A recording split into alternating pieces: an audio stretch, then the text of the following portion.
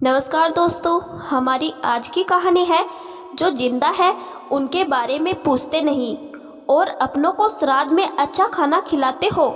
कहानी पसंद आए तो चैनल को सब्सक्राइब जरूर करना। मयंक ने मायके गई अपनी पत्नी को गुस्से में फ़ोन किया। हेलो निधि, तुम आ तो रही हो न? आवाज़ में चिड़चिड़ापन लिए मयंक ने पूछा। बहुत बुरा लगा, न दुआ न सलाम, बस सीधा वापस आने की बात। आज 2 दिन बाद फ़ोन किया है, न पापा की तबीयत पूछी न माँ का हालचाल। मैं नहीं आ पाऊँगी मयंक, तुम्हें तो पता है न, पापा को देखभाल की ज़रूरत है और माँ का पैर फ्रैक्चर है। यहाँ मेरी ज़रूरत है तो। निधि की बात को अनसुना कर मयंक फ़ोन पर ही चिल्लाने लगा। वहाँ तुम्हारी भाभी है देख रेख के लिए, कुछ दिन छुट्टी ले लेगी तो कौन सा पहाड़ टूट जाएगा। उनके स्कूल में एग्जाम चल रहे हैं बच्चों के, इतने दिन की छुट्टी कैसे मिलेगी भला। और फिर मुझे यहाँ आए हफ्ता भर तो हुआ है। पापा को देखने आई थी, पर कहाँ पता था कि माँ के साथ ऐसा हो जाएगा। मुसीबत में नहीं तो कब काम आऊँगी भला। मुझे लगा था कि कम से कम तुम तो समझोगे। मेरे समझने से क्या होगा निधि, कल दादी का श्राद्ध है, पता है ना तुम्हें। मैंने मम्मी पापा से कहा ये सब, पर वो बहुत नाराज़ हुए। और ठीक भी है, तुम्हारी यहाँ के लिए भी कोई जिम्मेदारी है। मैं कुछ नहीं जानता, तुम नहीं आई तो झेलना सब कुछ, फिर मुझे मत कहना। कहकर मयंक ने फ़ोन रख दिया। अपने पति और ससुराल वालों के बुरे व्यवहार से बहुत आहत हुई निधि। फिर माँ पापा और भाभी ने दिलासा दिया, तुम जाओ, यहाँ सब एडजस्ट हो जाएगा। पर मन ही मन सभी दुखी थे, क्योंकि जिस समय आगे बढ़कर मदद के लिए आना चाहिए था, उसी समय ऐसा व्यवहार। भरे दिल से निधि वापस ससुराल लौट आई। बहुत दुख हुआ जब किसी ने उससे माँ पापा के बारे में पूछा ही नहीं। उसे ऐसा लगा शायद मयंक ने माँ के बारे में यहाँ किसी को बताया ही नहीं, पर पापा के बारे में भी किसी ने पूछना जरूरी नहीं समझा। एक चुप्पी सी साध ली निधि ने। अगले दिन सब कुछ बहुत मन से किया निधि ने, लेकिन कहते हैं न कि मन शांत न हो तो उसका असर कहीं न कहीं तो दिखाई पड़ता ही है। यही हुआ निधि खीर में कूटी हुई इलायची तो डालना भूल ही गई।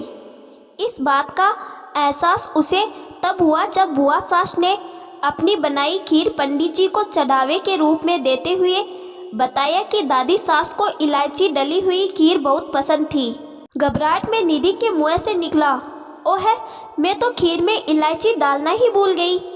बस फिर क्या था, सास ससुर मुँह फुलाए बैठे थे। तानों की जैसे छड़ी लग गई थी निधि के सामने।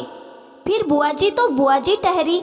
उन्होंने निधि से कहा कि दादी सास की तस्वीर के सामने क्षमा याचना करे और कहे कि आगे ऐसी गलती दोबारा नहीं होगी तो वो उससे नाराज नहीं होगी। बड़ों की बात का मान रखते हुए निधि को जैसा कहा गया उसने किया, पर फिर न जाने कैसे वो भावनाओं पर काबू नहीं रख पाई। काफ़ी देर तक हाथ जोड़े बस बेतहासा रोए जा रही थी। बुआ जी ने जब उससे पूछा तो निधि ने सारी बात बताते हुए कहा, बुआ जी माफ़ी चाहूँगी, दादी जी जीवित नहीं है। फिर भी आज खीर में इलायची न डालने की मेरी भूल पर आप सबने मुझसे उनकी तस्वीर के सामने माफ़ी मंगवाई, तो जो व्यवहार इन सब ने मेरे जीवित माँ बाप के लिए किया, क्या ये उनसे माफ़ी मांगेंगे? मेरे मम्मी पापा इस घर के हर सुख दुख में हमेशा साथ खड़े रहे। पूछिए इन सब से अगर मैं झूठ कह रही हूँ। पर यहाँ से उन्हें देखने जाना तो दूर, एक फ़ोन तक नहीं किया किसी ने।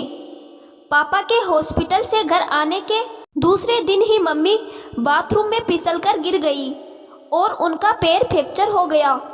ऐसे बुरे वक्त में मदद करने और ढांढस बंधाने की बजाय ऐसा रवैया। आप सभी को अपने माँ बाप के जीवित न होने के बावजूद उनकी पसंद नापसंद का इतना ख्याल है, तो मैं अपने जीवित माँ बाप को कैसे तकलीफ में देखूं, कैसे उनका मोह छोड़ दूं। फूट फूट कर रोती निधि को देखकर बुआ जी की भी आंखें गीली हो गई। तभी निधि को अपने कंधे पर मजबूत पकड़ का एहसास हुआ। ये मयंक था। तुम अपना सामान बांधो, मैं कल सवेरे तुम्हें छोड़ आऊँगा और तुम अब आराम से मम्मी पापा के पास रहकर उनका ध्यान रख सकोगी। जब वो ठीक हो जाए तब वापस आना। मयंक को निधि का पक्ष लेते देख ससुर जी बोले, हाँ बहू, दिल छोटा मत करो, कल मयंक छोड़ आएगा तुम्हें। आंसू पोंछते हुए निधि ने कहा, नहीं, मयंक को यहीं रहने दीजिए अपने पास। मैं बस घंटे भर में निकलती हूँ, शाम तक पहुँच जाऊँगी। और हाँ, आप सबकी तरफ से माफ़ी भी मांग लूँगी ताकि उन्हें भरोसा हो सके कि आप लोगों ने ही मुझे भेजा है। बस एक विनती है, हो सके तो कम से कम फ़ोन पर ही हालचाल पूछ लीजिएगा। क्या करें, लड़की के माँ बाप है न, कहीं ये न सोच ले कि मैं लड़ झगड़ कर आ गई हूँ या आप लोगों ने निकाल दिया मुझे घर से। निधि के सास ने कहा, बहू और ज़्यादा शर्मिंदा मत करो, तुम जाओ, हम फ़ोन ही नहीं उनसे मिलने भी आएंगे। निधि ने अपने आंसू पोंछे और रवाना हो गई अपने माँ पापा की सेवा करने के लिए। तो दोस्तों, निधि की बातों से आप कितना सहमत हैं कमेंट करके ज़रूर बताइएगा। धन्यवाद।